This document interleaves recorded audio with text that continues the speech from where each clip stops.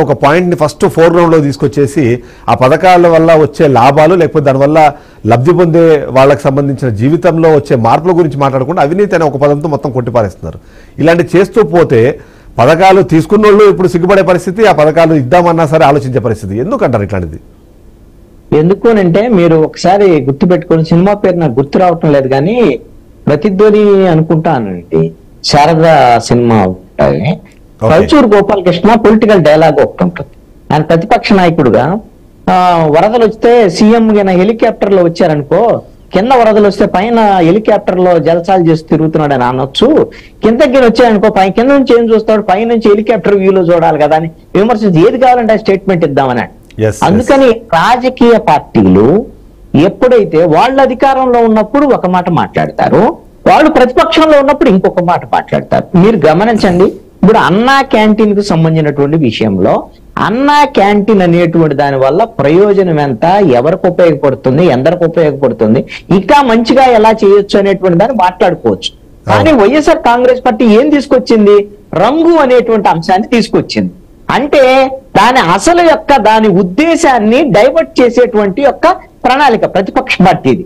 ఎందుకు అనంటే ఒక పథకం మొన్నటిదాకా ఏమన్నారు, ఏం పథకాలు మీరు సూపర్ 6 ఇంప్లిమెంట్ చేయటం లేదు, సూపర్ 6 ఇంప్లిమెంట్ చేయలేక మీరు ఫెయిల్ అవుతూ ఈ రోజున మా మీద దాడులు చేస్తూ శాంతి భద్రతలన్నీ విఘాతం కలిగిస్తున్నారు, డైవర్ట్ చేస్తున్నారు, మీ అన్ని స్కీములు కూడా ఇంప్లిమెంట్ చేయట్లేదని అన్నారు. ఇప్పుడేమో 1 by 1 ఇంప్లిమెంట్ చేస్తున్నా, ఇంప్లిమెంట్ చేసినటువంటి లోపాలను ఎత్తికేటువంటి ప్రయత్నం జరుగుతుంది. అంటే ఇది రాజకీయ పరమైనటువంటి ప్రయోజనాలు తప్ప ఇది ప్రజలకు సంబంధించినటువంటి ప్రయోజనాలు కానీ, ఒక మంచి వాతావరణంలో రాజకీయాలు చేసేటువంటి ప్రయత్నం కానీ అటు తెలుగుదేశం అయినా, లేకపోతే జనసేన బీజేపీ అయినా, ఇటు వైఎస్ఆర్ కాంగ్రెస్ పార్టీ అయినా, వీళ్ళందరూ కూడా రాజకీయాన్ని పరమావధిగా చేస్తున్నటువంటి పరిస్థితి అయితే ఉందండి. ఇది సరైనటువంటి సంప్రదాయం కాదు. దీనివల్ల ప్రజలకు ఒరిగేదేం లేదు.